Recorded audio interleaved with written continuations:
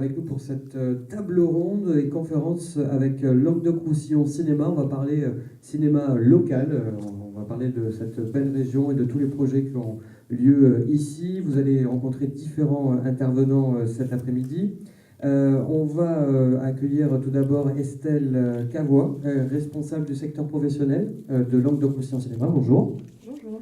Alors cet après-midi, vous allez être un peu là pour représenter tous les intervenants de l'après-midi, puisque vous représentez Languedoc-Roussillon Cinéma qui s'occupe de beaucoup de choses, notamment pour le cinéma ici. Peut-être on peut rappeler un petit mot sur les missions de Languedoc-Roussillon Cinéma ? Oui, en fait, c'est une association qui est soutenue par la région et la DRAC Languedoc-Roussillon Midi-Pyrénées, parce que maintenant on est une grande et belle région. Et du coup, Languedoc-Roussillon Cinéma accompagne les films professionnels qui sont tournés ou produits dans la région. Donc elle intervient à différentes étapes avant le tournage pour attirer les projets sur le territoire. Au moment de l'accompagnement des films, du tournage, en fait, elle fait le lien entre les productions, les techniciens, les comédiens qui habitent en région et qui cherchent du travail sur ces tournages. Et après, donc, elle a différentes missions de valorisation des compétences, des projets, des productions locales. Et puis après, en fait, on suit la chaîne de fabrication jusqu'à la diffusion, en passant par l'éducation à l'image, etc. Le but, c'est vraiment de valoriser, de faire du lien avec tous les professionnels et les films qui sont nés en région. Si on a par exemple des étudiants qui sont en fin d'études et qui veulent se lancer dans un projet, ils peuvent vous contacter, ils peuvent avoir des aides, comment ça se passe pour eux ? Oui, ils peuvent nous contacter. Alors, il faut effectivement la base de données en fait, qu'on met à jour et qu'on gère. C'est des techniciens et comédiens professionnels. Du coup, je pense qu'on pourra revenir peut-être sur la passerelle entre... et la frontière qui peut être un peu floue en fait, entre amateurs et professionnels. Mais moi, quand je parle professionnel, c'est vraiment c'est lié au budget qui va permettre d'embaucher des professionnels et de les rémunérer. En fait. Très bien. On va accueillir déjà Jean Mac, qui est producteur chez Macfilm. Bonjour. Bonjour. On va revenir surtout avec Estelle. Déjà sur peut-être votre collaboration avec Jean Mac, ici. La collaboration, là, elle n'est pas forcément liée au projet que porte Jean avec Pierre. Nous, on est plus là, en fait, du coup, pour des voix. Par exemple, si Jean a besoin de voix, ce qui est le cas pour sa série. Oui. Et d'ailleurs, je crois que tu as fait appel à nous pour quelques comédiens. Oui, plusieurs fois, en fait. On avait besoin des voix off pour la série qu'on est en train de développer, la série de Pierre. Et donc, on a demandé à Languedoc-Roussillon Cinéma qui avait enregistré plusieurs comédiens. Comme ça nous a permis en amont d'écouter ces comédiens-là et de pouvoir faire une présélection, ensuite de les contacter, puisque avec l'accord des comédiens, Languedoc-Roussillon Cinéma et Estelle nous ont passé les coordonnées de ces comédiens. Comment ça se passe justement dans le choix des comédiens ? Vous avez dit un petit mot, mais comment vous dites tiens, telle voix par rapport à telle scène ? Comment ça se passe dans votre choix ? Bon, déjà, on avait besoin d'un comédien masculin et d'un comédien féminin, une voix féminine, une voix masculine. Ensuite, on a éliminé les accents. Voilà. Et ensuite, on a pris ceux qui convenaient le plus au niveau réalisateur en termes de timbre de voix. Oui. Donc ça, après, c'est purement subjectif. Et à partir de là, on les a contactés, puis on a fait un essai. Puis soit ça marche, soit ça ne marche pas. Pour cette série-là, mais ça peut marcher pour d'autres séries, bien sûr. Alors, est-ce qu'on peut parler justement de cette série, de votre projet que vous allez aussi présenter, je suppose, en images dans quelques instants. Est-ce que vous pouvez nous parler de votre parcours pour ce projet ? Cette série, Pierre en parlera après moi, puisque c'est Pierre qui a amené cette série. C'est une série qu'il porte depuis plusieurs années, qui lui tient beaucoup à cœur. C'est une série historique de 13 x 26 minutes, qui est en animation et qu'on développe complètement ici, à Montpellier Métropole. Donc de A jusqu'à Z, tout est fait ici. Alors Pierre Lengenmuller, on va peut-être lui donner la parole, du coup, le réalisateur de ce projet. Et du coup, j'ai bien compris à l'idée de cette série. Donc justement, est-ce que vous pourriez nous parler de cette création de votre projet ? Oui, bonjour. Donc effectivement, je suis auteur-réalisateur sur la série Point de repère qu'on développe avec Jean. Je pense que ce qui peut être intéressant, c'est de montrer le teaser tout de suite. On commence par ça, et après, je peux donner quelques mots sur ce que c'est vraiment et comment on la fabrique. Ok. Et le lien avec la région, on peut dire aussi que la série a été soutenue financièrement par la région ex-Languedoc-Roussillon Ouais. J'ai plus le micro, mais tout en à fait. 2014. D'accord. C'est bien à dire. Ouais, merci. Alors, on regarde Oui. le teaser. On a une aide au pilote et une aide à la production de la région. Que serait notre monde si Christophe Colomb n'avait jamais découvert les Amériques? Quels infimes événements nous ont sauvés d'une apocalypse nucléaire? Et si Churchill était mort avant la Seconde Guerre mondiale? Notre histoire n'est qu'une suite d'événements incroyables. Chacun de nous peut en influencer le cours. De l'ambition d'un seul homme à la fin d'une civilisation florissante. D'un génie créatif à une révolution culturelle planétaire. La plus infime de nos décisions peut influencer l'avenir de l'humanité. Toutes les erreurs ont déjà été commises. S'en rappeler, c'est ne plus les refaire. Dans une société tournée vers l'avenir, qui commence à oublier son passé, tout le monde a besoin de savoir d'où il vient. Plonger dans les coulisses de l'histoire, pour y voir plus clair dans un monde où tout va trop vite.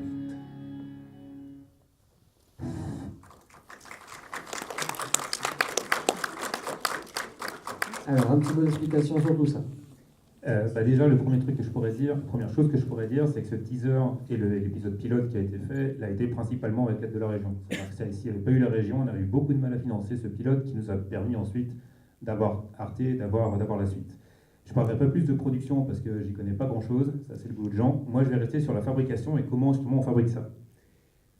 Parce que c'est compliqué, parce que ça prend du temps, et justement parce qu'on a décidé de tout faire ici où il n'y avait pas de structure pour la faire au départ. Combien de temps environ? Je pose une question un peu précise, mais ça prend combien de temps justement à peu près pour donner une idée? Pourquoi? Pour le projet complet? Ouais, voilà, oui, oui. Alors, c'est un projet que j'ai lancé tout seul il y a 7 ans, pour qu'on puisse rentrer en production aujourd'hui. Principalement parce que c'est notre première production, et que, enfin, première production télévision d'un point de vue série, et qu'il a fallu commencer à développer le concept, etc. Maintenant, pour fabriquer les épisodes, ça va beaucoup, beaucoup plus vite, bien sûr. Mais il a fallu mettre en place une direction artistique, il a fallu mettre en place une direction également de comment est-ce qu'on raconte les choses, quel est le public qu'on va viser, et pour ça, il a fallu faire plusieurs pilotes, plusieurs tests, pour arriver à savoir exactement ce qui marchait, ce qu'on voulait. On a présenté à des publics d'élèves, on a présenté à plusieurs publics pour avoir le retour de qu'est-ce qui marche, qu'est-ce qui marche pas.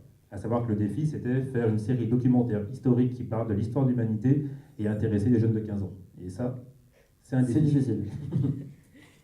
Ce qu'on peut faire peut-être, c'est vous montrer un making-of qui n'est pas vraiment un making-of, c'est une vidéo qui a été faite quand il a fallu qu'on recrute des graphistes. Ça a été notre première épreuve, entre guillemets, quand on a commencé à lancer la production effective, donc la fabrication. On est dans le sud de la France, à Montpellier. Il y a beaucoup d'écoles qui forment des très bons élèves. J'ai été prof pendant 7 ans à Artefix. J'étais responsable des projets de fin d'études et j'ai vu quasiment tous mes élèves, les meilleurs, la première année où j'ai enseigné, partir à Paris, et les dernières années, à 90% partir à l'étranger. Et ça m'a toujours choqué. Je me suis dit, on forme de très bons élèves et ils partent loin parce qu'il n'y a pas de travail pour eux ici. Je me suis toujours dit, un jour, on aura suffisamment de travail pour les faire bosser, pour les faire rester ici, parce qu'on a absolument tout pour travailler. Il y a pourquoi partir à Paris alors qu'on peut faire des productions ici?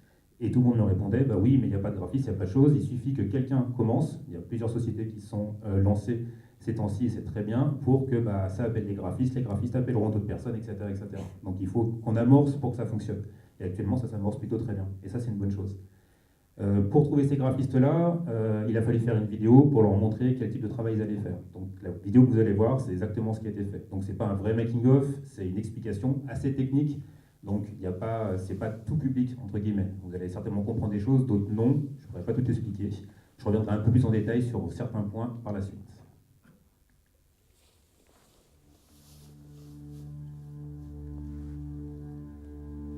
Elle dure environ 3 minutes.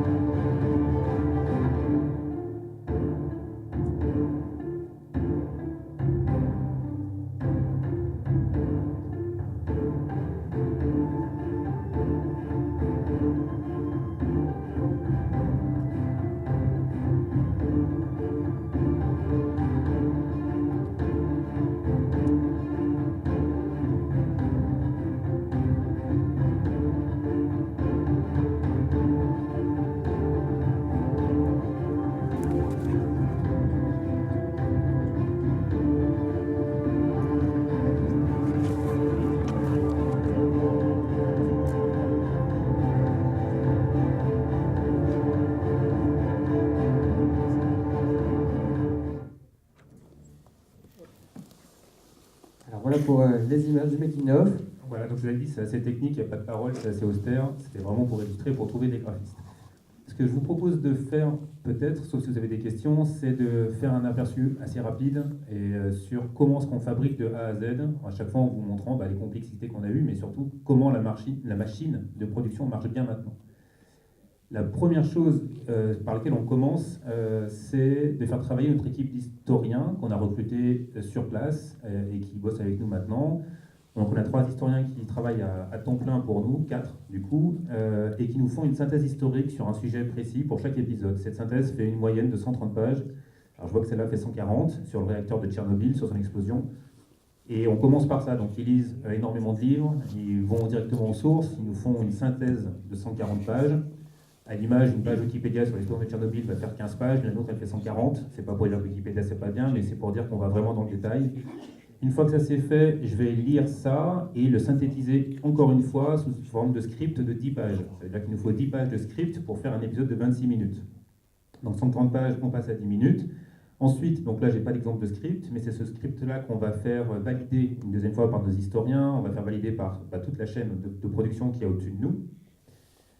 Ensuite, les historiens vont également faire ce qu'on appelle des mood panels, ça veut dire qu'ils vont nous dire, vous allez faire par exemple un épisode sur la bataille de Bouvines, bataille Moyen-Âge français, à quoi ressemblaient les chevaliers à cette époque-là? Ils ressemblent à ça. Les graphistes ne se posent jamais de questions, ils savent toujours, quand ils ont besoin d'un casque, ils savent que le casque classique c'est ça, mais ça peut être ça, ça, ça.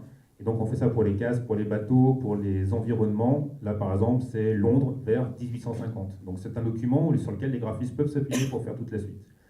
Moi, je m'appuie également dessus, le storyboarder aussi, quand on fait la mise en scène des épisodes.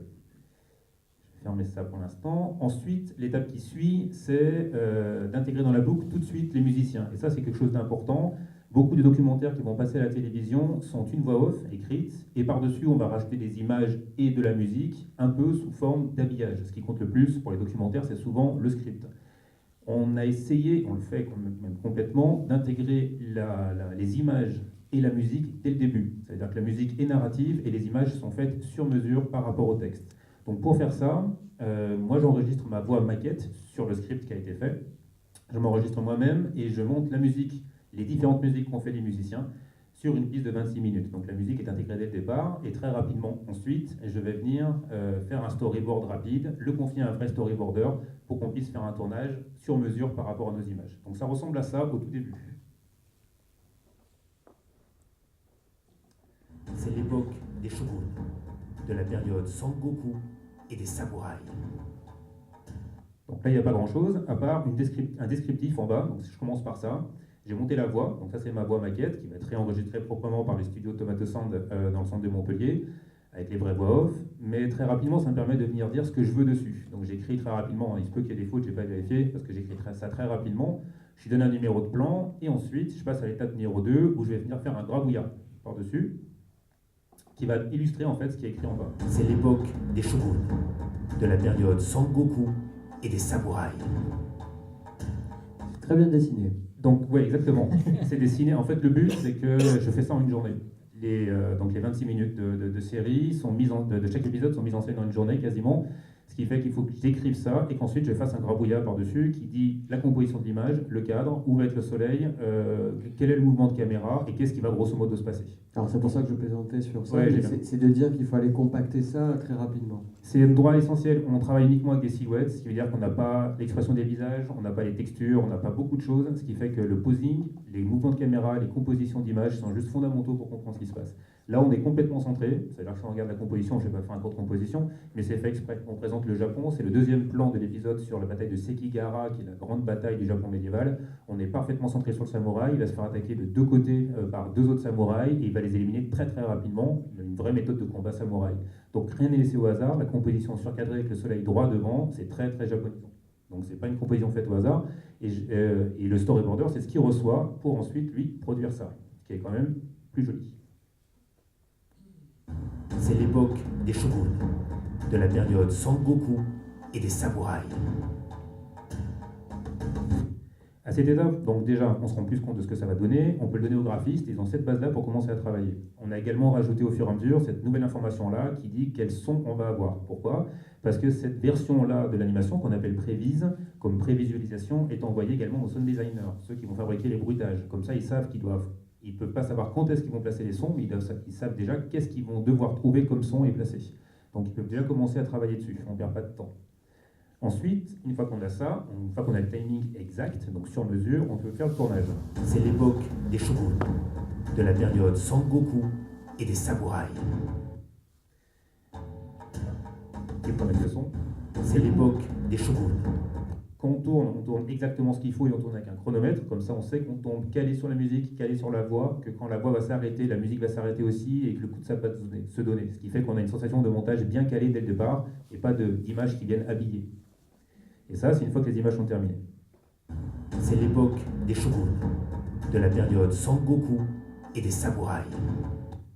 Voilà, les bruitages sont en cours de production encore sur l'épisode. Donc ça, c'est toutes les étapes qui nous permettent de ne pas travailler avec ce qu'on appelle des poignées, donc pas en travaillant plus longtemps sur les plans pour après en sélectionner qu'une partie lors du montage. On fabrique uniquement ce qu'il faut pour essayer de rentrer dans les coûts qui sont les nôtres. Ensuite, à vous présenter, j'ai simplement des comparatifs storyboard, image terminée. Storyboard en haut, image terminée en bas, pour vous montrer que le storyboard, donc la préparation, est quelque chose de très important parce qu'on s'y colle beaucoup ensuite. On ne laisse pas de place au hasard lors du tournage. On n'est pas là pour laisser tourner 3 heures pour sélectionner 10 minutes. On tourne 10 minutes, on garde 10 minutes.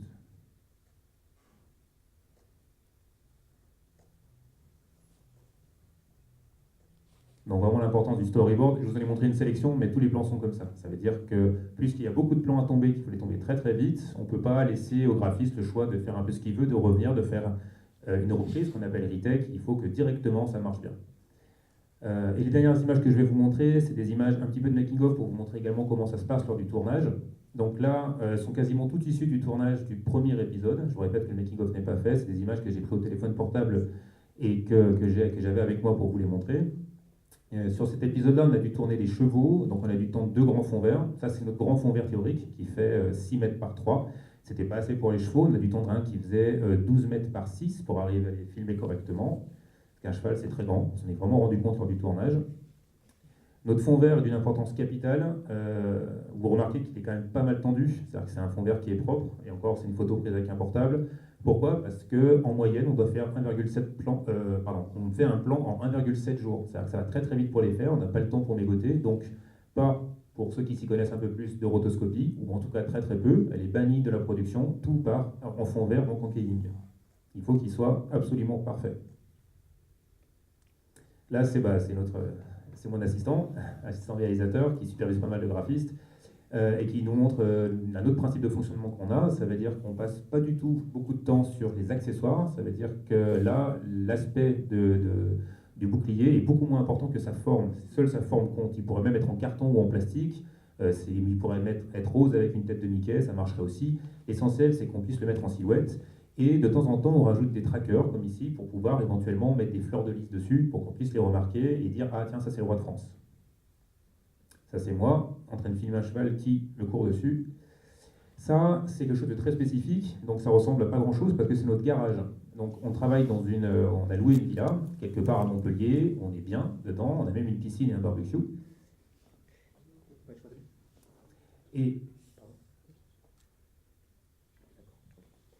Et donc on a dû mettre en place un studio donc de prise de fond vert dans notre garage pour pouvoir tourner très rapidement. Donc je ne vais pas m'étaler dessus sur comment ça fonctionne, parce que c'est un peu notre recette. Mais on a le tapis de course qui est ici pour filmer les cycles de marche, et on travaille, comme vous voyez ici, avec le storyboard toujours présent pour pouvoir tourner. Donc on a un système d'éclairage qui nous permet de travailler très très vite et d'avoir, donc là c'est des choses rigolotes à montrer aussi, d'avoir un fond vert qui est parfait, et on a par exemple tout un système de lumière noire pour pouvoir s'y retrouver avec des marqueurs qui nous permettent d'avoir exactement ce qui a été prévu lors du storyboard. Et on a également en extérieur un fond vert qu'on a fabriqué également, une grande structure en acier qui nous permet d'avoir un fond vert le plus tendu possible pour faire ces différents types de tournage. Donc là c'est l'épisode sur Darwin qui a été tourné il y a 3 semaines, je crois 2 semaines. Ça c'est nos 3 historiens qui ont fait même les cascades des samouraïs. Donc il y a beaucoup d'images que je ne peux pas vous montrer, on est en cours de production. Ça veut dire que tant que c'est pas diffusé, normalement, je devrais rien vous montrer. C'est ce qui est écrit ici. Voilà. Bravo, on arrive. Mais voilà, donc je peux vous montrer que ça, en espérant que ça a été clair pour vous. Mais en grosso modo, on travaille tous au même endroit. Donc les recherches historiques sont menées ici, la réalisation est faite ici, la production aussi, les infographistes sont tous présents ici. La seule personne qui n'est pas de la région, c'est mon frère, qui est musicien sur la série, qui est à Saint-Étienne, c'est là d'où je viens, et un autre musicien, Aurélien Marigny, qui est vers Avignon. Donc, je ne sais même pas si ça compte. Mais en tout cas, voilà, sinon, absolument tout est fait dans la région. Et ça a été fait à l'origine grâce, justement, ça a été développé grâce à l'aide de la région. On parlait d'ailleurs de la distance tout à l'heure avec les étudiants, vous disiez qu'ils partaient à l'étranger, alors que on parle de plus en plus qu'on peut produire aussi à distance en restant dans le coin, dans la région. Produire à distance, c'est compliqué. Hein. Ça veut dire que le télétravail, si c'est ce dont on parle, c'est super compliqué. Moi, les graphistes, il faut que je les vois tous les jours, on passe beaucoup de temps ensemble. De travailler à distance, ça prend du temps. Ça se fait, bien sûr, mais on a... si on doit gérer nos 30 personnes à distance, on n'y arrivera pas. C'est-à-dire que quand on fait des réunions, quand on montre les prévises, quand on travaille tous ensemble, c'est beaucoup plus efficace et la synergie est super efficace. La formation est efficace, enfin, tout ça, ça marche bien. Maintenant, on le fait avec certaines personnes, avec les musiciens qui sont par nature des gens qui aiment travailler chez eux, tranquilles, dans leur coin, et pas en groupe, ça marche très très bien. Mais pour les graphistes, on a besoin d'être tous ensemble au même endroit. Donc là, on les a fait venir. Et les conditions de vie qu'ils trouvent ici par rapport à celles de Paris, donc ils ont des choses en moins, mais ils ont beaucoup de choses en plus. Ils ont le soleil, ils ont la tranquillité, ils ont la sérénité, ils ont la piscine qu'on a. Et le barbecue. Et le barbecue. C'est le barbecue qui sort plus actuellement. Donc il y a plein d'avantages à ça. Mais pareil, il y aurait plus de graphistes, ils auraient encore plus envie de venir, quoi. Donc tout est jouable, il y a l'espace, il y a l'envie et surtout il y a le soutien. Et ça, c'est vachement important. Ça veut dire qu'on n'est pas tout seul ici. Personnellement, je suis de Saint-Étienne, donc je suis d'une autre région d'origine. J'ai fait mes études ici. Je me sens vraiment maintenant montpelliérain et je me sens vraiment du Languedoc depuis que le Languedoc nous a permis de mener le projet. C'est pas, je suis pas quelqu'un qui fait des compliments comme ça, mais c'est vraiment quelque chose que je ressens. Donc et vous avez, la base de données de Languedoc-Roussillon Cinéma, ce qu'on parlait pour trouver aussi des personnes pour vous aider sur le projet. Oui, tout à fait. Alors, il y a ça qui existe. Ça avait même commencé à l'époque d'Artefix. Quand je commençais les tournages avec Artefix il y a 7 ans, oui, c'est ça. Quand on faisait les repérages, on était tout seul. Quand on devait avoir une autorisation, on mettait 3 semaines à l'avoir, c'était compliqué. La dernière année, Montpellier était la ville la plus facile dans laquelle on devait tourner. C'est-à-dire que c'était plus facile de tourner à Montpellier sur une avenue à Montpellier que de tourner quasiment sur le parking de l'école, de point de vue autorisation. Donc ça veut dire qu'il y a eu une vraie volonté, une vraie envie. Il y a eu des gens qui ont été nommés, qui ont été payés pour faire ça. À la ville aussi, oui. À la ville, à la région. Donc c'est une vraie envie, ça c'est cool. Oui, la ville a mis en place un bureau du cinéma. Oui, voilà, c'est ça. Donc ça simplifie effectivement considérablement les démarches pour ceux qui veulent tourner ici. Bon, mais j'espère que ça va donner de bonnes idées à tous les étudiants qui voudraient peut-être se lancer maintenant dans un projet. Jean-Marc, pour conclure, peut-être côté production, est-ce que vous avez un mot à rajouter sur tout cela? En fait, le budget de la série, donc 13 fois 26 minutes, est d'1,5 million. Donc on a obligatoirement besoin de plusieurs partenaires. On a eu la région Languedoc-Roussillon qui nous a beaucoup aidé depuis le départ, comme a dit Pierre. On a aussi Arte, donc on a le premier diffuseur français, c'est la clé de voûte. Sans lui, on ne peut pas partir.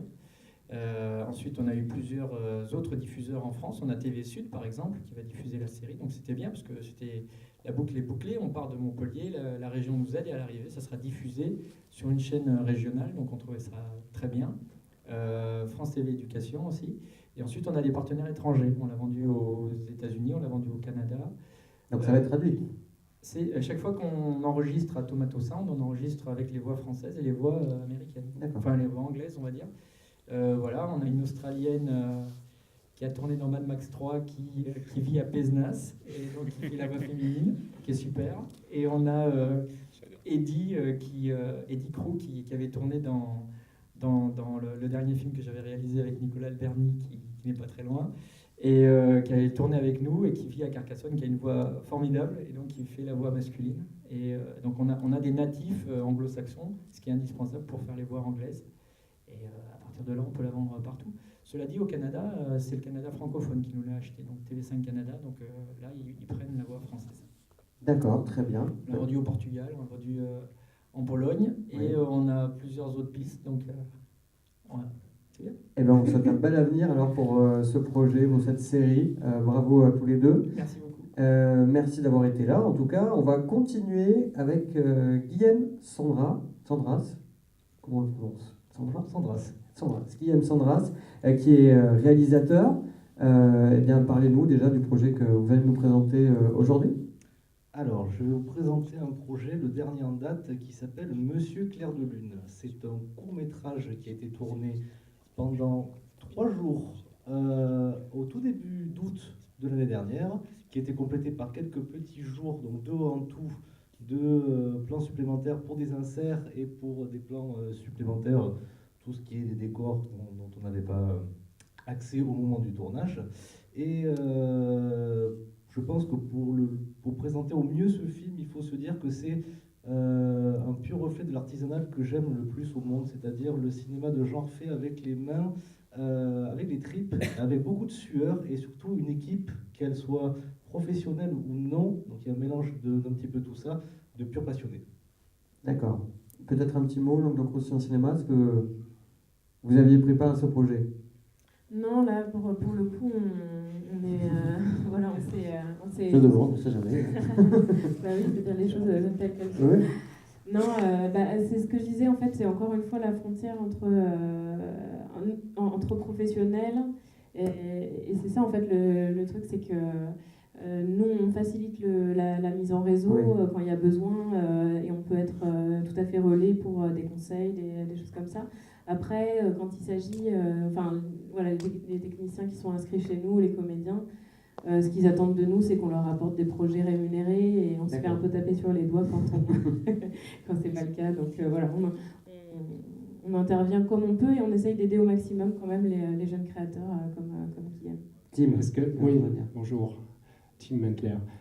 Est-ce que je peux juste peut-être faire une petite clarification qui n'est pas peut-être très claire pour tout le monde? Languedoc-Roussillon Cinéma ne distribue pas les aides pour les projets. Ou est-ce que je me trompe? Voilà, donc ça c'est la région, et donc c'est une autre entité, donc c'est pas Languedoc-Roussillon Cinéma à qui il faut s'adresser pour dire, voilà, j'ai un super projet, est-ce que je peux avoir une aide à l'écriture ou autre chose?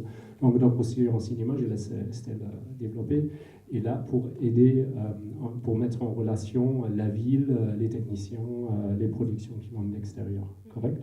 Oui, c'est ça. Après, on apporte quand même on peut apporter des conseils à des jeunes créateurs, des jeunes auteurs qui viennent nous voir et qui ont un projet dans la région. Voilà, ça va être du lien et comme tu dis du conseil sans que ça soit une aide financière. Et comme on n'a pas des forces vives extensibles non plus, c'est vrai qu'on se concentre effectivement sur les projets qui sont en priorité soutenus par la région.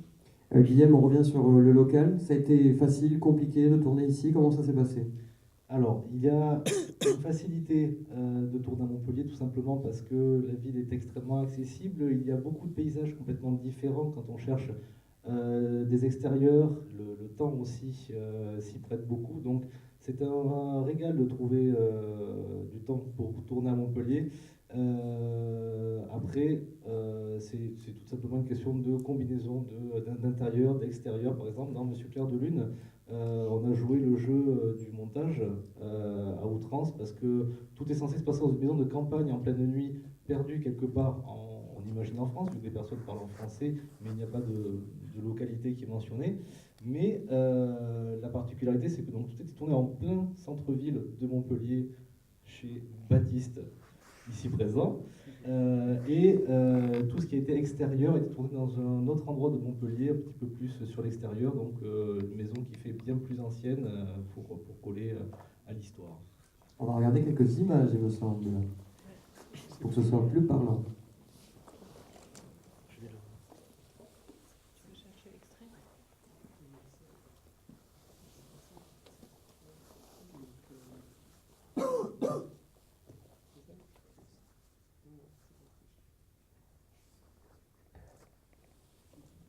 Alors, je vous trouve l'extrait que je vais vous présenter.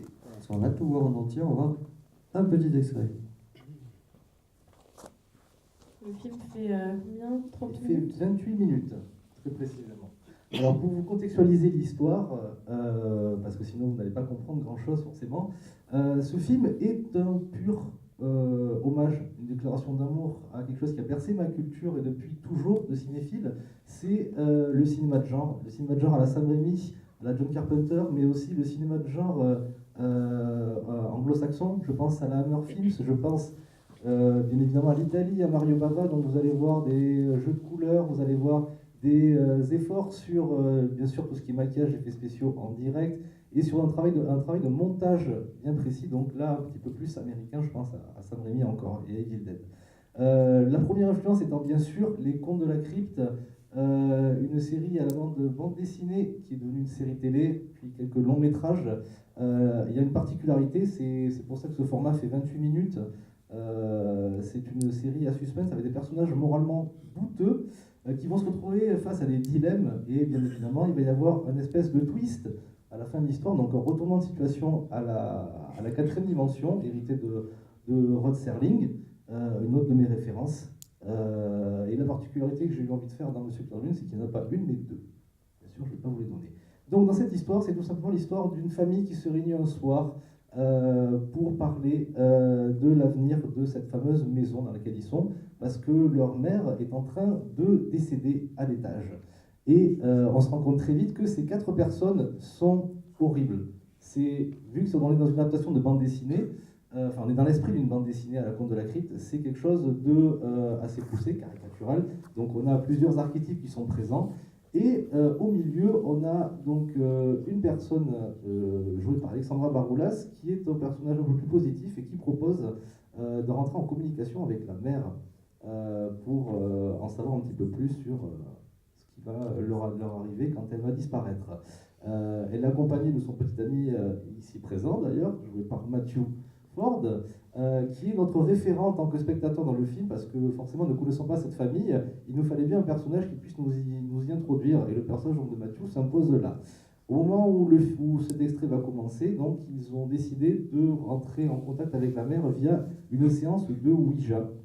Ils ont établi les règles et les codes, et donc c'est la séquence que vous allez voir, c'est véritablement le début de la séance.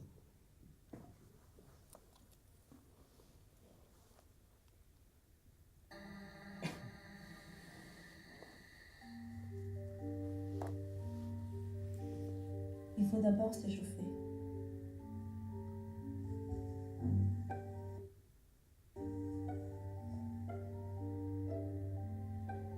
Vous pouvez tous vous joindre à moi.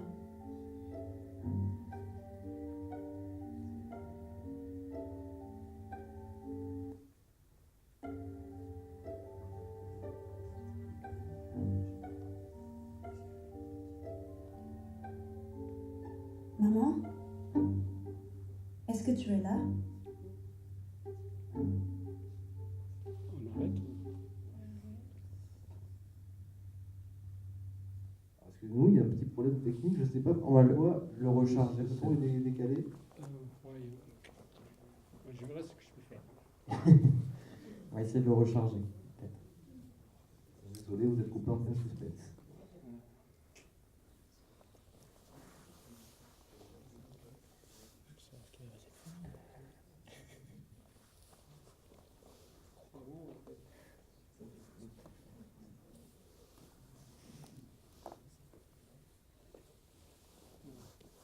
Question.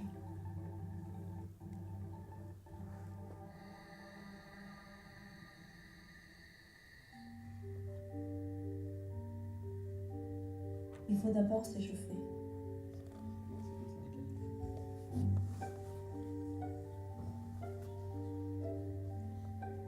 Vous pouvez tous vous joindre à moi.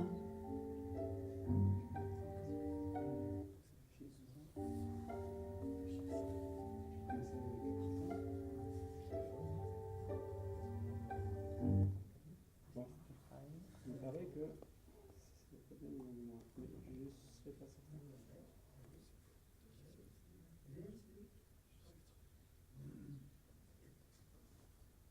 Alors, c'est un fichier qu'on a copié jusqu'avant la séance.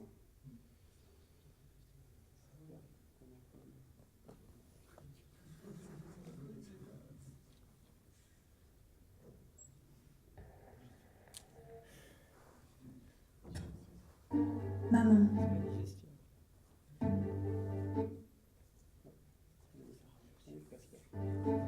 est-ce que nous allons nous occuper de la maison après ton départ?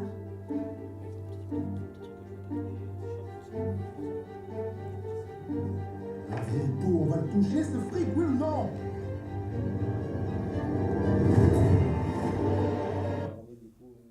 Encore plus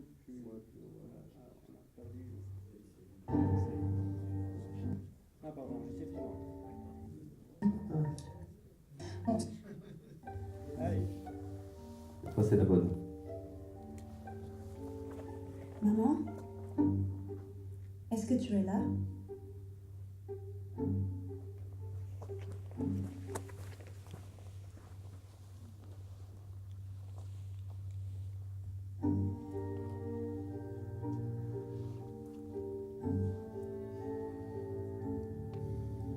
Maman, est-ce que tu es là?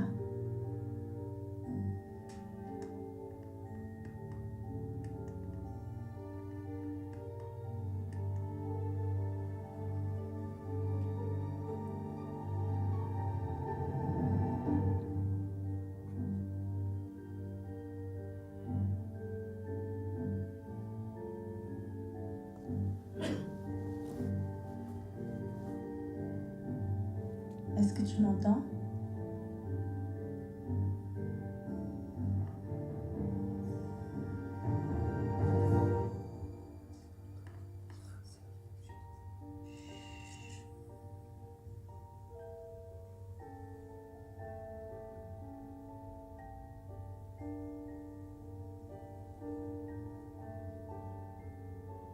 Maman, est-ce que tu veux parler avec moi? Avec nous?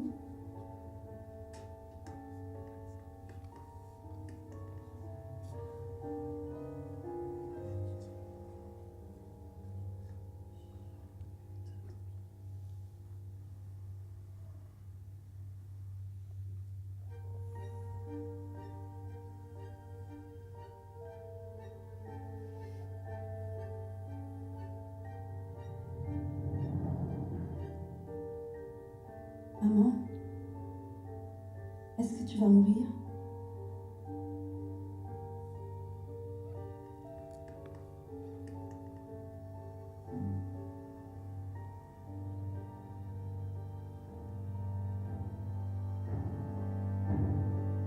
Blasphème.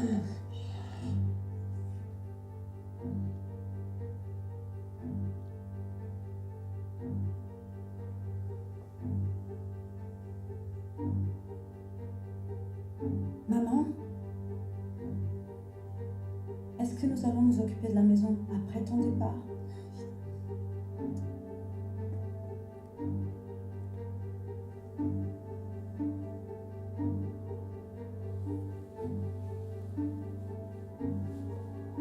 Maman, est-ce que nous allons nous occuper de la maison après ton départ?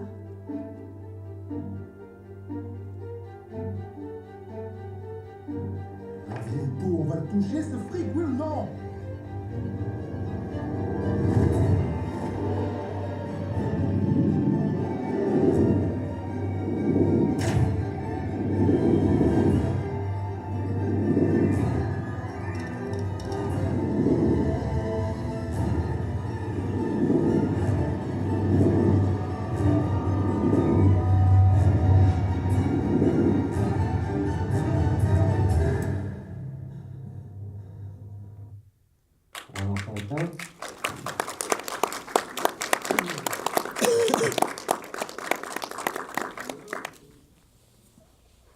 On va pouvoir le découvrir.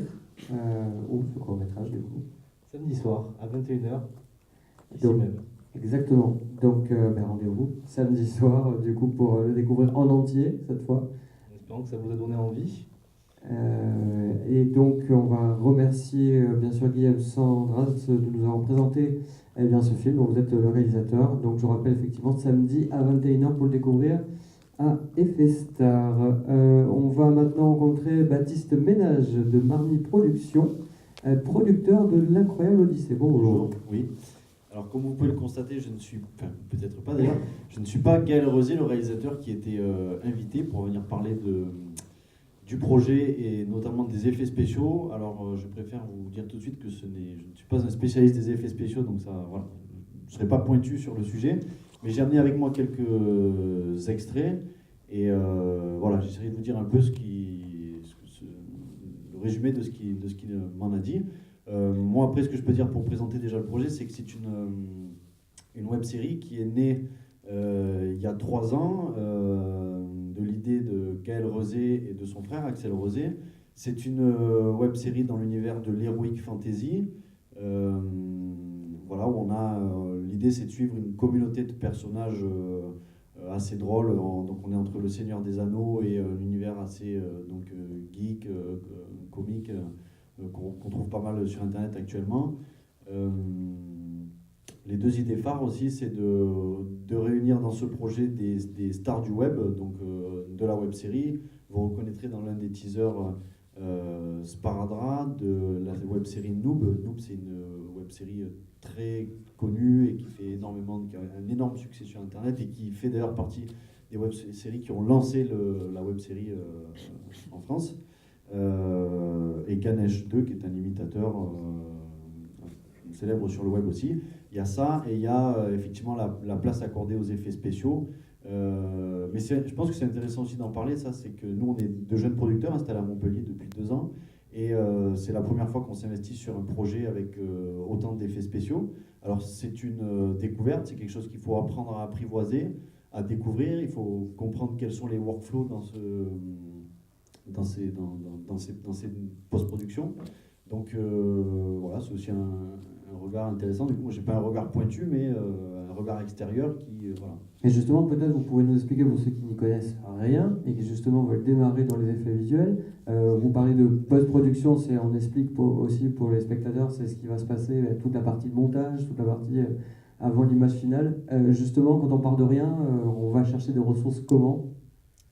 Alors effectivement, la post-production, c'est l'étape qui est celle d'après le tournage. Donc ça va du montage à la réalisation d'effets spéciaux, en passant par le mixage du son, etc. Donc c'est au final on dit parfois que c'est une étape, enfin pas parfois, mais tout le temps, que c'est une étape durant laquelle on réécrit carrément le film. Enfin, on pourrait du moins écrire quelque chose de complètement différent. Et les effets spéciaux, c'est aussi... c'est important, et là dans les extraits on va le voir, et j'en dirai peut-être un mot.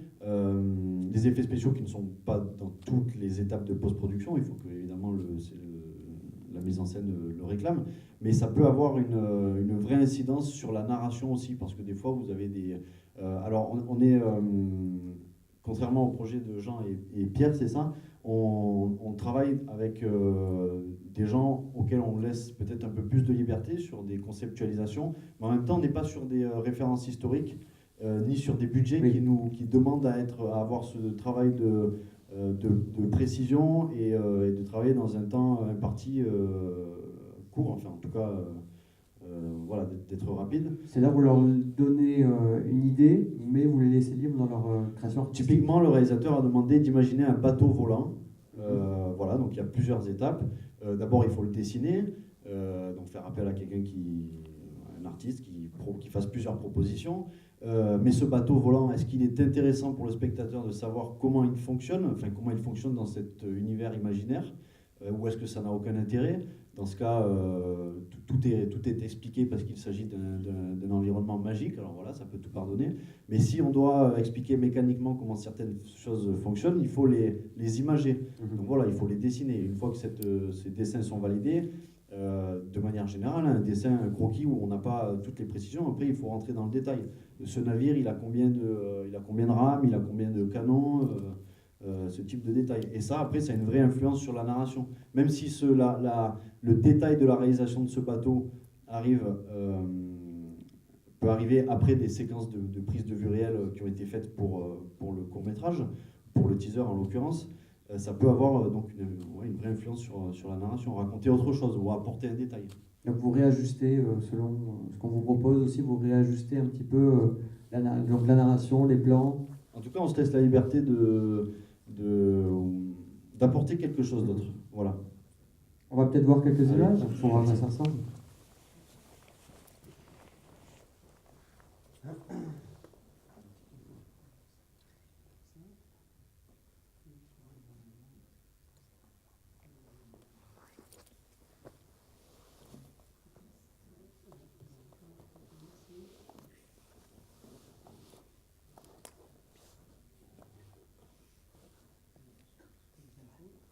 Non. On va commencer par ça. Voilà, alors ça c'est le... Merci. Ça, c'est la version finale d'un début de séquence sur laquelle nous sommes en train de travailler. Voilà, ça donne une idée de ce à quoi ça doit ressembler à la fin. Et après, je vous montrerai un peu comment on est arrivé à cette idée finale. C'est très court.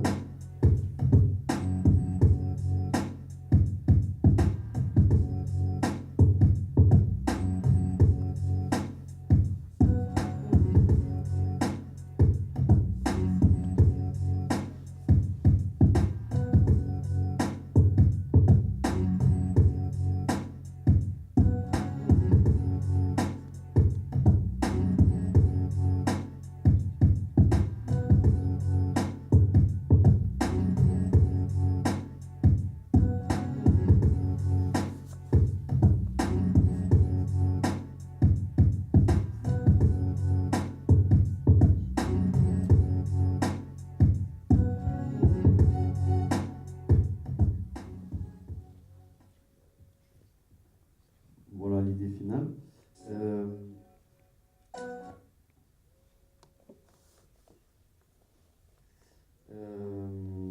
Donc là, typiquement, par exemple, l'idée de cette séquence, c'est d'avoir une course-poursuite entre ce petit bateau là qu'on voit et derrière le navire plus imposant d'un personnage méchant. L'idée de l'équipe VFX, c'est que cette course-poursuite qui devait se dérouler en race campagne, ça a été d'imaginer de faire ça dans un canyon parce que ça apportait quelque chose de supplémentaire. Ça permettait d'avoir des repères à la verticale et de donner quelque chose. Enfin, voilà, bon, ça me fait penser aux courses-poursuites dans Star Wars, ça peut faire référence à des westerns aussi dans un tout autre registre. Mais typiquement, c'est une idée qui est venue en post-production, ça. Voilà, je vais vous montrer maintenant l'animation sur l'idée générale de cette séquence. Donc on est à une étape bien avant, quoi.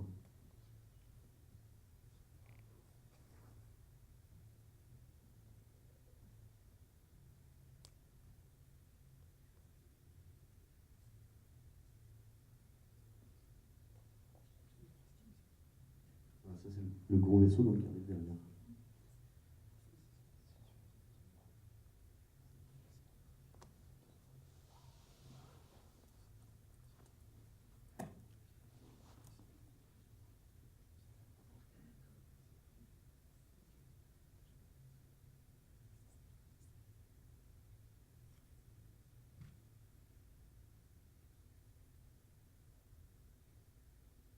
Donc là, on voit tout un travail de composition de l'image. Exactement. Alors, comme je l'ai dit tout à l'heure, je ne pourrais pas entrer dans les détails de ces étapes de fabrication, mais...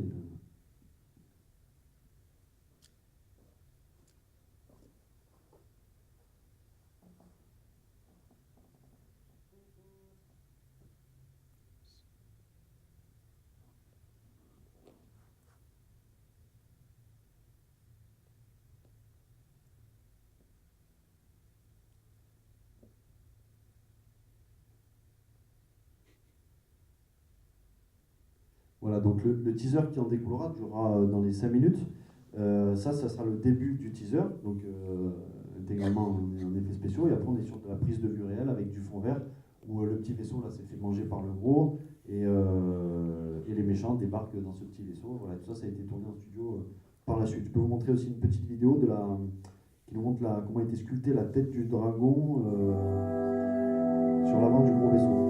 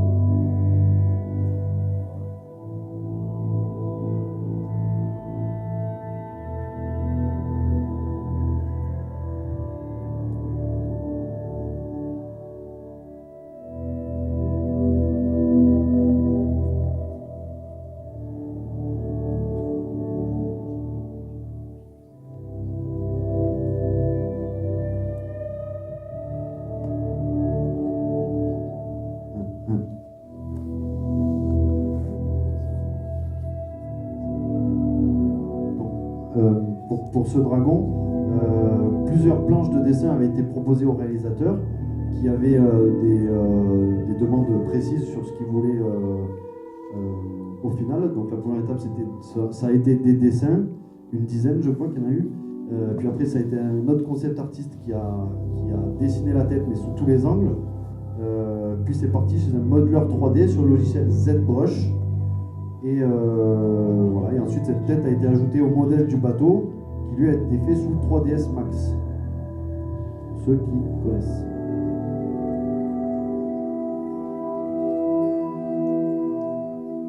Je vais peut-être avancer un peu. Regardez la fin.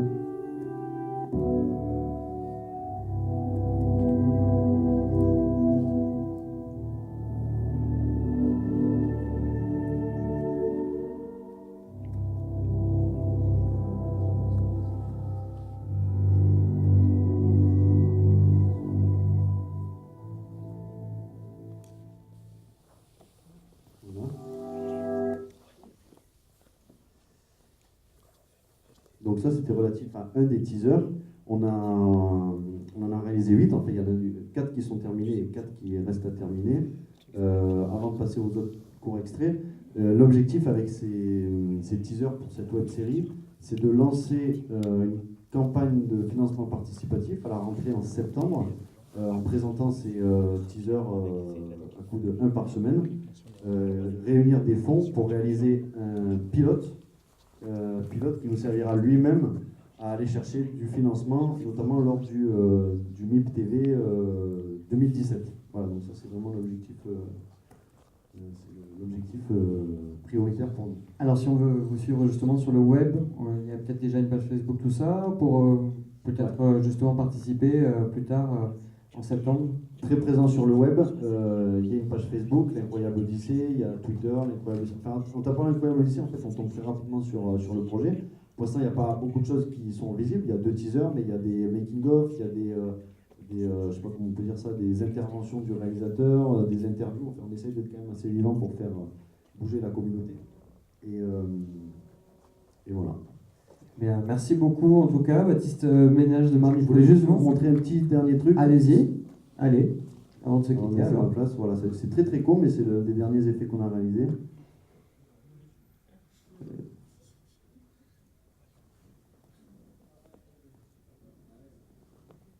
Voilà, alors là il y avait 2 solutions. Soit on faisait...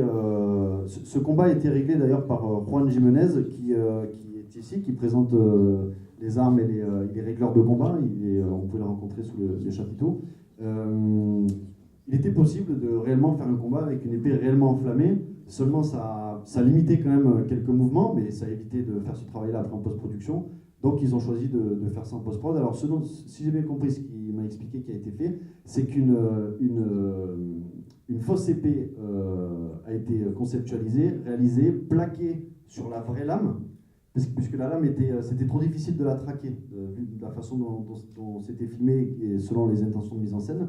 Et sur cette fausse lame 3D qui était réalisée, émanaient des flammes que vous voyez là.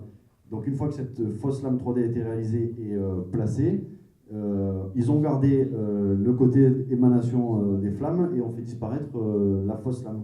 Et voilà, c'est pour ça qu'on a à la fin ce rendu qui est plutôt pas mal, quoi. Voilà. Très bien, merci beaucoup Voilà, pour cette belle image. Merci beaucoup. Donc, je rappelle Baptiste Ménage de Marly Production, producteur donc, de la Croix Odyssée. On vous suit sur la page Facebook aussi pour participer très bientôt à l'élaboration de la web série. C'est ça. Vous avez rendez-vous sur le web. Très bien, merci beaucoup. Alors, on va terminer cette conférence avec Tim Mendler de Matchmove Lead, des superviseurs en effet virtuel. Et on va parler de beaucoup de projets avec Tim. Alors, qu'est-ce qu'on va parler aujourd'hui? Qu'est-ce que vous allez nous présenter? Alors, bonjour d'abord. J'ai beaucoup de choses à montrer, j'ai pas trop le temps, je pense, donc je dois trier un peu dedans. C'est l'avantage quand on est le dernier à passer, on peut réfléchir comment on rattrape le temps. Donc, j'aimerais faire plusieurs choses. J'aimerais un peu parler de comment je suis arrivé là. Je vais moins parler de moi, mais de notre collectif d'infographistes qui est ici sur Montpellier, dans la région montpelliéraine. Moi, j'habite dans la gare. à 45 minutes d'ici. Mais on est plusieurs qui sont de Montpellier, on travaille beaucoup à distance, on se retrouve souvent chez moi. Et donc, cette année 2016, c'est les 10 ans de Move Ventures.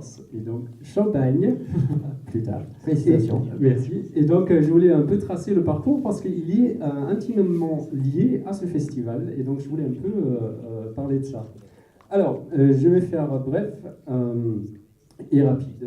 Donc, il y a 12 ans, au début du festival. Donc, moi, je suis directeur d'effets visuels et stéréographe. Et on s'est, pour commencer, avec qu'est-ce qu'on fait réellement. Ceux qui ont peut-être déjà suivi d'autres conférences à d'autres festivals avant, j'étais souvent invité, je suis un peu l'habitué du festival, donc vous en avez peut-être déjà vu. Pour ceux qui ne l'ont pas encore vu, je vous fais un brief aperçu du travail super frustrant qu'on fait. Parce qu'en fait, on n'est ni réalisateur, ni animateur, ni, je ne sais pas, modéliseur. En fait, notre spécialité, c'est de faire le lien entre les prises de vue réelles et les images de synthèse. En 2 mots, s'il y a un film entièrement en prise de vue réelle, on n'a pas besoin de nous. Si un film est entièrement en image de synthèse, on n'a pas besoin de nous. Quand on veut intégrer des images de synthèse dans les prises de vue réelles ou l'inverse, on va faire appel à nous ou quelqu'un comme nous. Voilà, on n'est pas le seul à le faire. Donc pour faire ce travail d'assemblage, en fait. Non, parce que c'est encore plus compliqué que ça. Oui. On ne fait pas les effets visuels. En fait, ce qu'on fait, on reprend les images de la prise de vue réelle et on reconstruit une doublure numérique de ce qui a été tourné. Donc essentiellement, on appelle ça le tracking ou le match move, parce que c'est essentiellement d'abord, tout le monde pense au mouvement de caméra. Il n'y a pas que ça. C'est les paramètres de la caméra, c'est le mouvement de la caméra, c'est une partie de la scène reconstruire. Et on fait effectivement, à partir des images, et seulement à partir des images de la prise de vue, on crée une doublure numérique dans un univers image de synthèse qu'on va donner aux gens qui vont faire les images de synthèse, les monstres poilus par exemple. Et là où j'ai dit c'est un peu frustrant, c'est que quand nous on fait bien notre travail, et ils ont fait le monstre poilu, ils l'ont intégré dans ils ont fait tout ça, il sera intégré dans les prises de vue réelles et tout notre travail passe à la poubelle. Mais si c'est bien fait, eux peuvent bien travailler. Donc voilà, c'est un peu notre spécificité. Alors si j'ai 5 minutes, pour commencer, parce que les images, c'est toujours mieux, je vais vous montrer quelques images. Alors je précise tout de suite, ce n'est pas une bande de mots de notre travail. C'est essentiellement notre travail. Il y a un plan de Tokyo qui a été fait par un collègue. C'est juste pour montrer en quoi ça consiste l'intégration, quel est notre travail qu'on fait. Il faut que je la retrouve. Donc ça dure 5 minutes. Hop.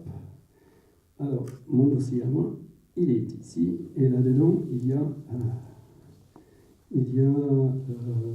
intégration. Voilà, donc je vais peut-être baisser un peu le son, parce que c'est pas le plus important. Alors, là, au début, on est dans la prise de vue réelle. Le premier effet que vous allez voir, c'est pas grand-chose, c'est juste qu'un cafard... Ah, mauvaise manip. C'est un cafard en image de synthèse. Donc il n'y a pas énormément de choses à faire, c'est juste que c'est un film en relief. Donc il faut reconstruire en image de synthèse le modèle de caméra relief qui a servi à faire le film. Donc voilà, il y a un petit bug qui arrive.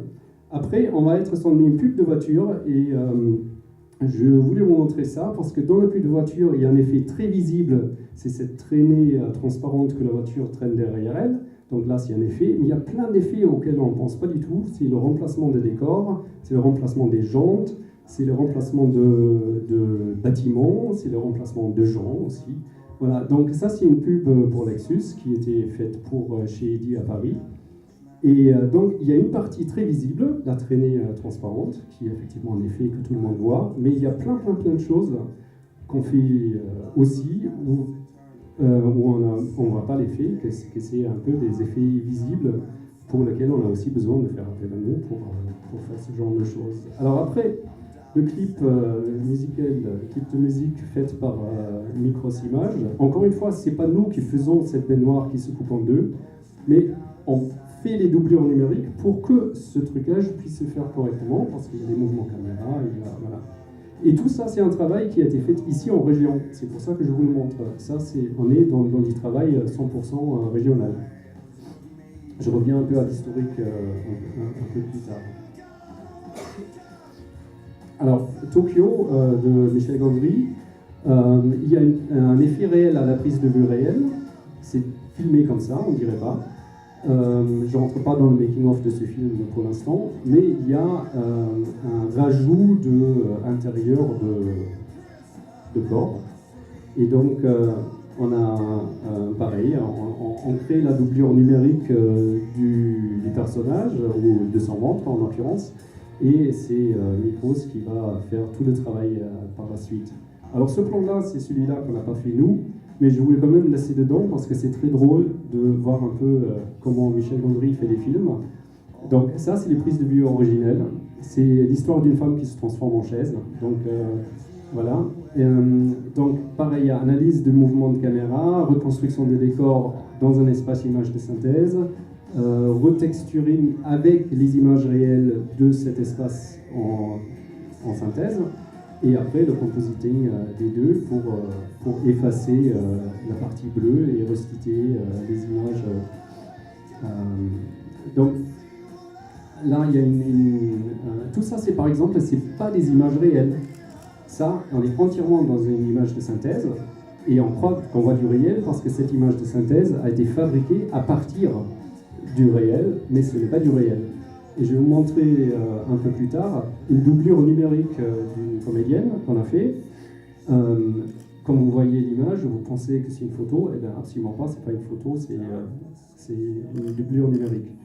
Et donc, ça, c'était le travail sur minuscule. On fait des light maps, donc des images à très haute latitude de pose, en 360. Je reviens plus tard au 360, donc c'est une image sphérique complète. Et à partir des photos, donc ça c'était pour minuscule, le film, où tous les décors sont en prise de vue réelle et tous les personnages sont en image de synthèse, donc ils sont très classiques. Ce que vous voyez là, c'est une doublure numérique du décor qui a servi pour faire marcher les fourmis dessus. Donc c'est fait à partir de photos, mais ce n'est plus des photos. Donc voilà, c'est un bon résumé de à peu près tous les services qu'on fait, tout ce qu'on nous demande à faire. Et voilà, ceux qui sont vus il y a quelques années pour la présentation de minuscules, vous retrouvez ces images. La prise de vue réelle d'un décor construit en studio par des décorateurs. La fourmilière était à peu près haut comme ça, pour vous donner une idée de l'échelle. Après, on reconstruit la même fourmilière en numérique. Vous voyez en superposition là, avec la prise de vue réelle en arrière-plan. Donc on s'est arrêté jusqu'à l'entrée de la fourmilière, parce qu'on n'a pas besoin de faire plus. Et donc maintenant, on donne ça aux animateurs qui vont mettre les petits fourmis avec les sucres et la coccinelle sur notre modèle qui, une fois composité, ne se voit plus. Parce qu'on a l'impression que les fourmis marchent effectivement sur la fourmilière en prise de vue réelle, alors que, en effet, ils marchent sur notre petit doublure numérique. Voilà. Donc ça, c'était pour la présentation, l'extrait de en quoi consiste notre travail. Et maintenant, un petit historique, comment je suis arrivé là. J'ai immigré de l'Allemagne il y a 25 ans. À l'époque, il n'y avait pas encore l'accord de Schengen, donc il fallait demander une carte de séjour et tout ça. Donc, je suis allemand à la base. Je suis arrivé en France en 90, pardon, et j'ai fait la fac de Paul Valéry. Et j'ai fait un DUG à la fac de Paul Valéry, ici à Montpellier. Donc, vous allez voir tout au long de ma petite histoire qui est intimement liée à cette région. Et donc, à partir de là, j'ai fait une école de cinéma en Belgique. Et je ne vais pas trop parler de moi, et juste pour situer ça dans la logique des choses. Et donc, je l'ai fait en section image. Donc, j'ai une formation dans l'image à la prise de vue réelle.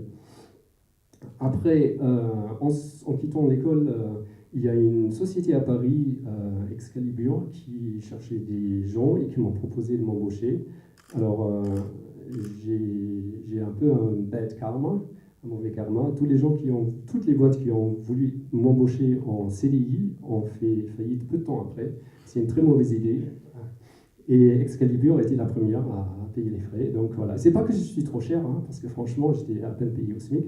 Mais voilà, je ne sais pas, c'est comme ça. En CDI, ça ne marche pas. Ça ne marche pas pour tout le monde, pour moi, ça ne marche pas. Et donc, je suis entré chez Excalibur. Je voulais rester à Paris très longtemps. Et bien finalement, quelques mois après, on m'a dit, non, les finances ne vont pas très bien. Dernière venue, premier parti. Donc, au revoir. Voilà, très bien. Alors, qu'est-ce que je fais maintenant? Donc, du coup, je me suis fait freelance et je regardais qu'est-ce que je peux faire. Et j'ai arpenté un peu l'Allemagne, la Belgique, la France pour trouver du travail là-dedans. Et donc, j'ai fait 10 ans de prise de vue un peu particulier, beaucoup de maquettes, des effets à la prise de vue, des fonds verts et tout ça, mais à la prise de vue. Voilà.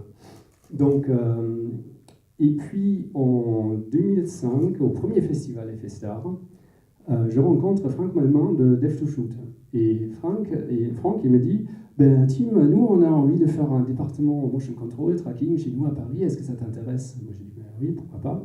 Alors, moi, je me suis dit, oui, on peut faire ça en intermittence. Non, il faut absolument que tu viennes chez nous. Donc, voilà, il n'aura pas dû. Donc, ils m'ont embauché. Je suis allé à Paris, suite à une rencontre au Festival FSTAR. Et j'ai commencé à travailler chez Dev to Shoot. 4 mois après, on m'a dit, Tim, tu sais, les finances, ça va pas très bien.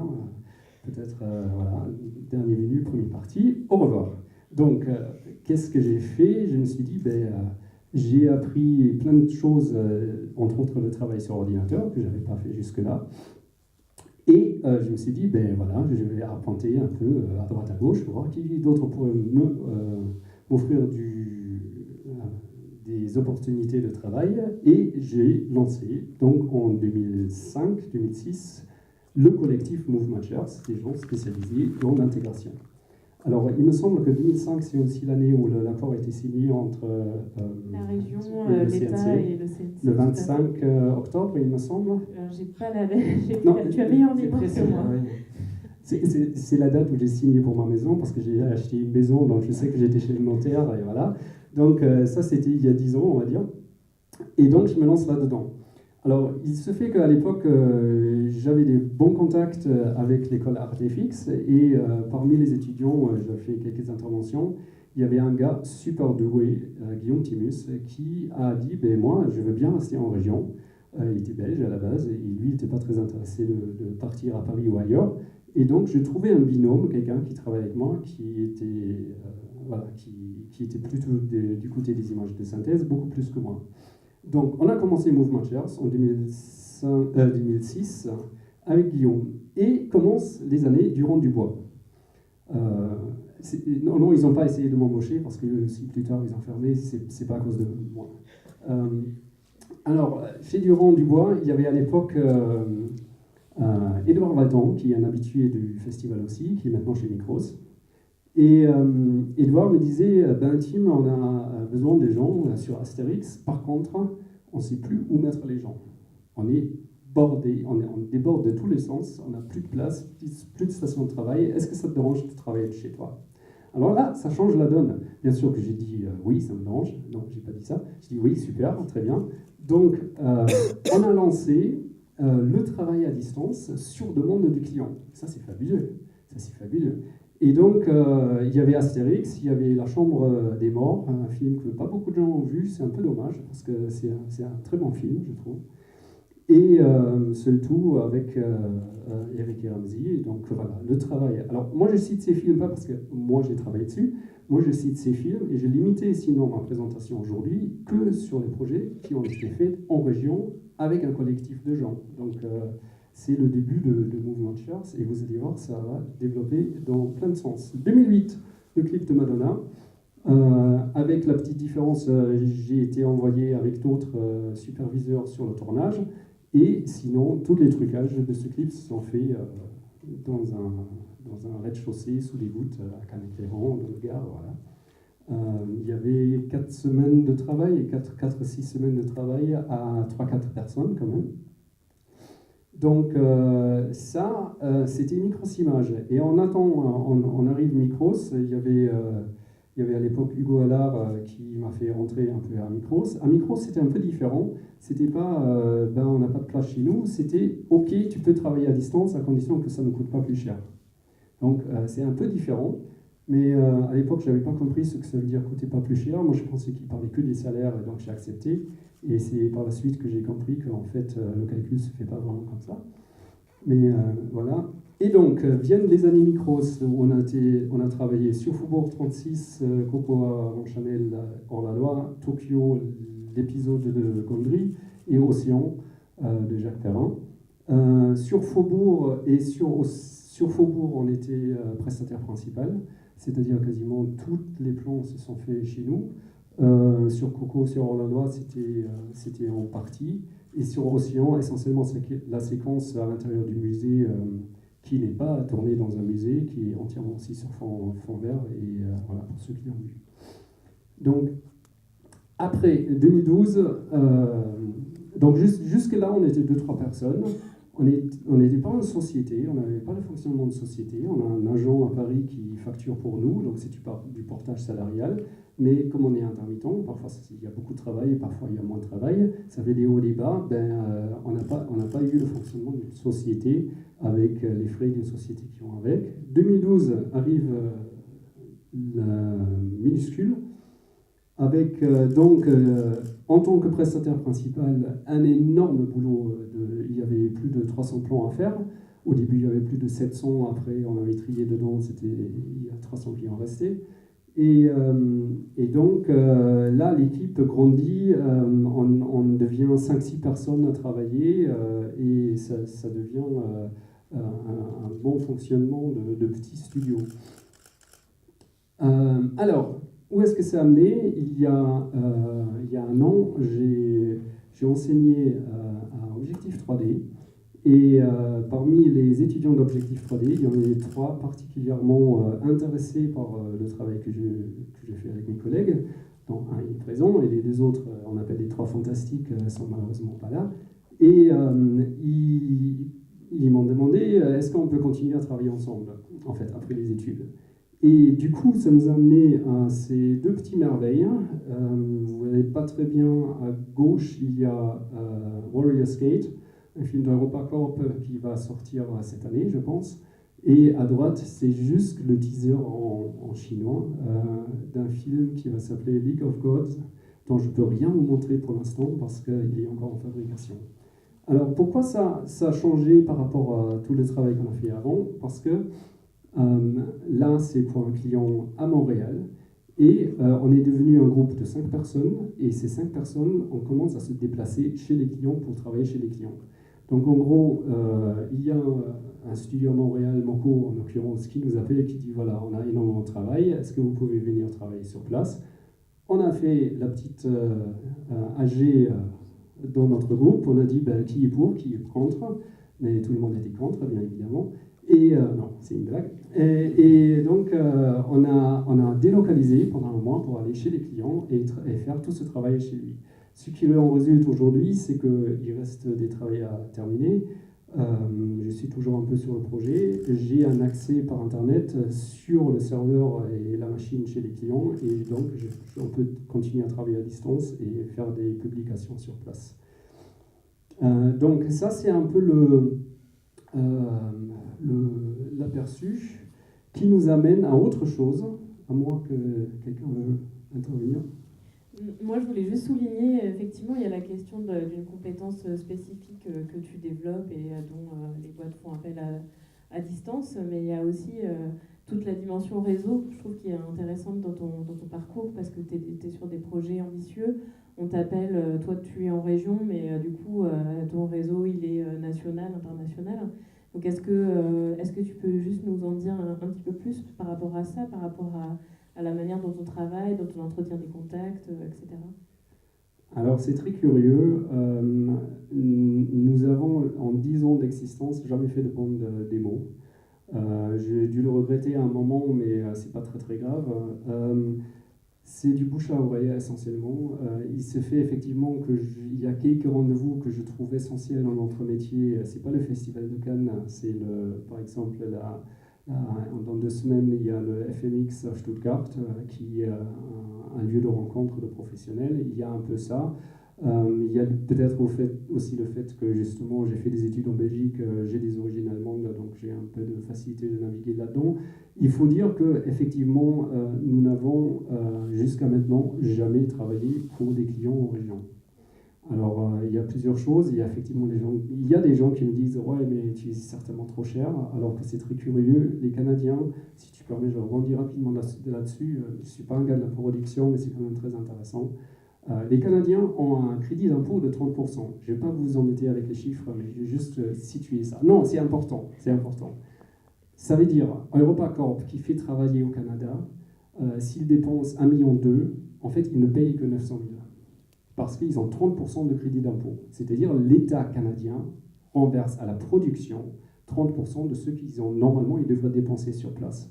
Du coup, les Canadiens viennent nous voir et disent « Nous, on ne peut pas le faire sur place, donc on veut délocaliser chez vous. » Mais du coup, tout le travail que nous on fait ne peut pas être facturé avec le crédit d'impôt canadien, puisqu'il n'est pas fait au Canada, en fait, au Québec en particulier.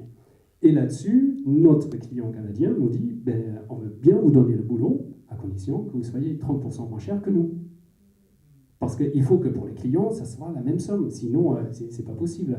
Alors là, ça entraîne dans des situations, je ne vais pas entrer dans le détail, mais on s'est dit, mais c'est pas possible. Alors la question c'est qu'est-ce qu'on fait dans ce cas-là?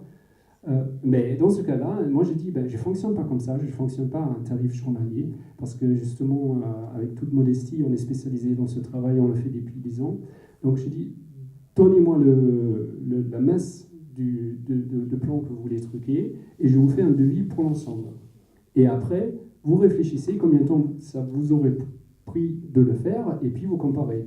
Et maintenant, on a les Canadiens qui nous disent « Ah, mais si vous ne changez pas de tarif, si vous restez aussi peu cher que vous êtes, on va toujours revenir chez vous. » Donc, alors qu'on n'est absolument pas bon marché, parce que, soyons très clairs, il y a des conventions collectives en France. Voilà, je ne vais pas ouvrir le débat politique. Non, mais il faut le dire, il y a une convention collective qui détermine dans l'animation un salaire minimum qui est respecté, et donc on travaille sous ces conditions-là. On travaille quand même sous juridiction française. Tout à fait, oui. Ben, c'est les difficultés des coproductions internationales, effectivement, avec des niveaux de charge qui ne sont pas les mêmes selon les pays. Donc, et c'est vrai que tu as raison, c'est important de rappeler qu'il y a un droit du travail, des conventions collectives qui s'appliquent et qu'on doit respecter. Voilà. Et qui actuellement veut négocier et qui peut faire peur aux prochains gens qui vont arriver maintenant jeunes sur le marché, parce que ceux qui prévoient la nouvelle négociation de la convention collective de l'animation, c'est pas très jojo. Voilà. C'est un autre débat qui n'aura pas eu lieu. J'ai une petite parenthèse. Je t'en prie. Voilà. Oui, voilà, on ferme la parenthèse. Je veux dire. Voilà. Alors, mais on fait toujours la politique, même si on fait du cinéma. Voilà. Donc ce qui nous amène à autre chose. Je vous ai parlé pour Minuscule et le clip de Madonna qu'on fait les images en 360 en très haute dynamique. Et bien donc on fait des images en 360 depuis très longtemps, des photos, pour les besoins des gens qui vont faire l'éclairage des images de synthèse. Et là, depuis un certain moment, j'ai commencé à faire des images animées en 360. Et comme je suis aussi stéréographe et je m'intéresse énormément au film en relief, je me suis posé la question, est-ce que c'est possible de le faire en 360 en relief et en prise de vue réelle? Alors je ne sais pas pour ceux qui ont déjà vu un casque vidéo ou qui ont vu des applications Google Cardboard ou smartphone ou autre. En général, vous avez le choix, soit c'est en image de synthèse, et ça peut être en relief, soit c'est en prise de vue réelle, et du coup, c'est pas en relief. Donc, le défi relevé, c'était de faire de prise de vue réelle en 360 et en relief. Et ça m'a amené à participer à ce projet de Okyo Studio, qui s'appelle iPhilip, à l'époque Philippe Anaï,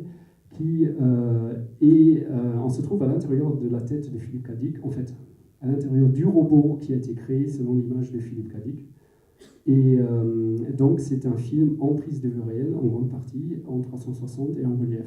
Et là, on est actuellement, depuis janvier, on s'est relié avec une autre société de films d'animation sur Montpellier, Calingapt.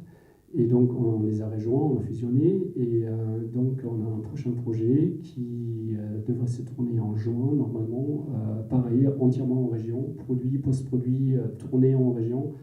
en 360 degrés, en prise de vue réelle et en image de synthèse mélangée et en relief. Voilà, donc ça ouvre un peu. Alors, je voulais, s'il y a un ou une volontaire, je voulais vous proposer de faire l'expérience ici dans la salle, de faire une expérience en 360. Est-ce que quelqu'un est volontaire et intéressé pour voir 3 minutes en 360 en 360 avec le casque.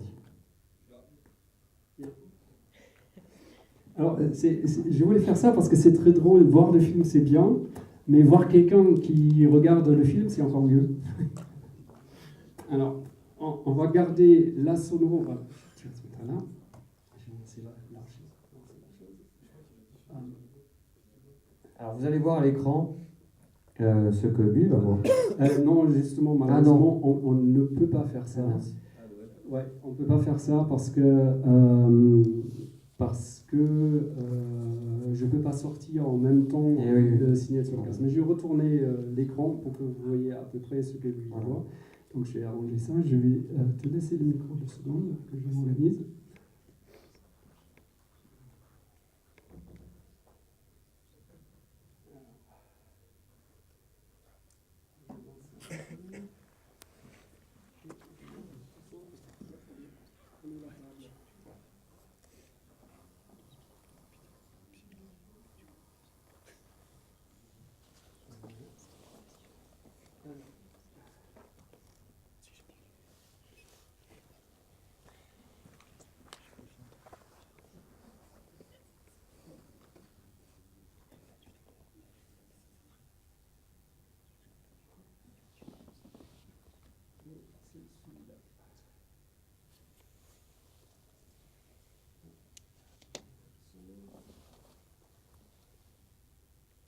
Alors on aura le son. Voilà. Je pense qu'il vaut mieux d'être assis. Tu as déjà fait le casque avant? Première expérience? Bon. Alors, voilà. Alors, juste pour expliquer un peu comment ça fonctionne, quand vous mettez le casque, vous êtes à l'intérieur d'une vidéo sphérique en 360. C'est-à-dire, pour toi, à partir du moment où le son commence, le générique commence, tu regardes où tu veux, c'est toi qui cadre. Il n'y a pas de limite de cadre, c'est dans tous les sens. Alors, comme c'est une vidéo qui est pré-rendue, il n'y a que 3 axes de liberté, gauche, droite ou bas, inclinaison. On ne peut pas se lever et s'en aller parce qu'il y a le câble qui va se déconnecter. Et en plus de ça, il n'y a pas de rendu de la perspective, ce n'est pas un jeu vidéo. Mais on est dessus, on travaille sur ça, c'est en train de se développer, donc ça va venir. On peut regarder en haut, en bas, à gauche, à droite. En tout cas, on peut aller tourner la tête dans tous les sens pour le moment.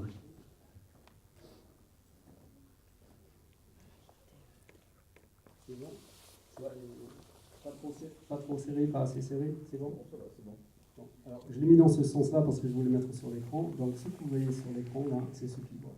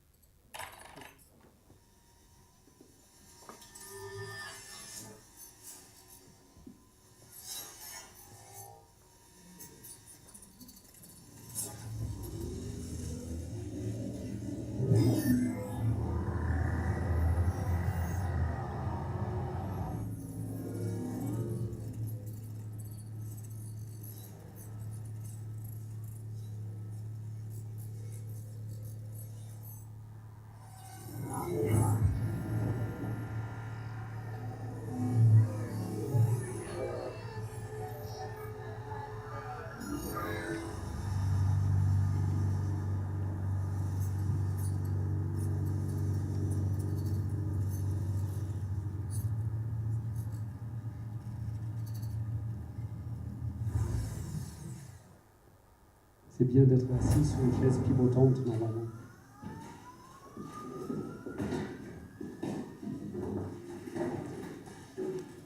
Tiens.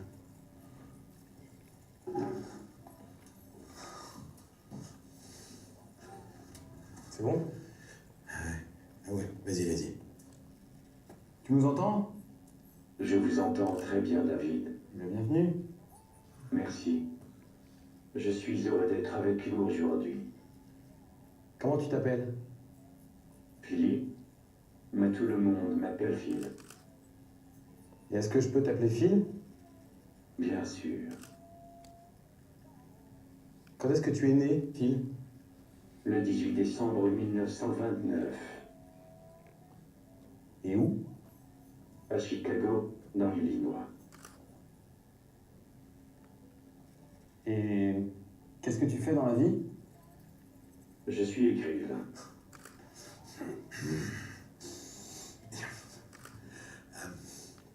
Phil, est-ce que tu peux nous dire où nous sommes? Chez nous, j'imagine. Et en quelle année? En 2005, ce qui fait de moi un vieux monsieur.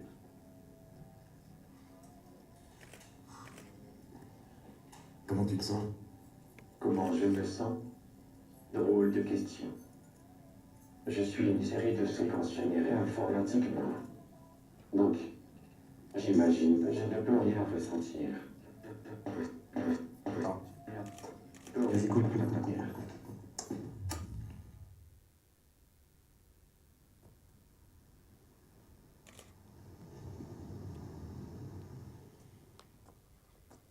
Voilà pour cette expérience en 360. Alors, c'est impressionnant. C'est la première fois que j'ai essayé, c'est bluffant. si d'autres personnes veulent essayer, on peut me retrouver dans le hall. Je ne serai pas là toute la journée, mais s'il y a 2-3 curieux, je peux tout à fait m'installer sur demande. Voilà. Merci. Donc, voilà, on a essayé de le retransmettre sur l'écran. Malheureusement, c'est pas possible, pas suffisamment de connexion. Ça aurait été encore mieux, mais voilà, c'est pour donner un petit aperçu des choses qu'on fait ici dans la région, parfois sans trop le savoir depuis 10 ans. Oui, la 360, c'est quelque chose qui se développe beaucoup. Et pareil, qui peut prendre, il y a du documentaire, de la fiction, des décors entièrement en images de synthèse, de la prise de vue réelle. Voilà, il y a plein de choses qui se développent et c'est vrai que c'est assez incroyable, je trouve, comme technologie. Et on n'en est qu'au début, quoi. C'est ça qui est assez merveilleux. Merci Tim Mendler, en tout cas, merci à vous. de nous avoir présenté ça. Un petit mot de conclusion peut-être pour chacun, si quelqu'un veut conclure cette conférence avec un petit mot. Vous êtes désigné, voilà. Donc Estelle Kawa, je rappelle, vous êtes à Languedoc-Roussillon Cinéma, vous êtes responsable du secteur pro, et voilà, on vous laisse peut-être un petit mot alors pour la fin. Non, juste vous remercier d'être venu, et puis je trouve que c'est intéressant d'avoir vu un panel qui est très large en fait, avec plein de profils divers, des projets qui le sont également, et voilà, simplement voilà, ça prouve qu'il y a plein de belles énergies, de beaux talents dans la région, et que c'est assez intéressant, et je remercie aussi le festival de s'être prêté au jeu et d'avoir permis justement de valoriser ces projets-là. Merci à vous, merci à tous nos intervenants qui étaient là aujourd'hui, merci à vous public qui êtes venus assister. Je donne juste les prochains rendez-vous pour FStar ce soir à 19h. Ce sera Tokyo Grand Guignol, un film d'horreur à sketch en présence des réalisateurs, avec le responsable aussi des effets. Soirée Batman avec la projection de Batman, la version de 1966, suivi de Batman versus Superman. Et puis à 21h, ce sera Les Visiteurs avec une soirée de la Compagnie Générale des Effets Visuels, avec Alain Carsou et Aurélie Lajoux qui viendront nous présenter les effets spéciaux dans ce film. Et peut-être dire la projection du film de Guillaume. Exactement, Guillaume qu'on va retrouver à 21h samedi soir pour une soirée spéciale avec plein de courts-métrages, avec plein d'effets, spécial Languedoc-Roussillon aussi, parce que ce sera plein de projets du coin. Donc effectivement, samedi soir 21h, plusieurs projections de films locaux avec plein d'effets. Donc effectivement, rendez-vous samedi à 21h. Et puis on retrouve l'Odyssée donc également sur internet si on a envie de participer, l'incroyable Odyssée, et donc Tim, on retrouve encore pendant le long du festival, pendant encore quelques temps. Oui. Merci beaucoup à tous, suite du programme aussi sur www.fstar.com. Merci et très belle après-midi à suivre.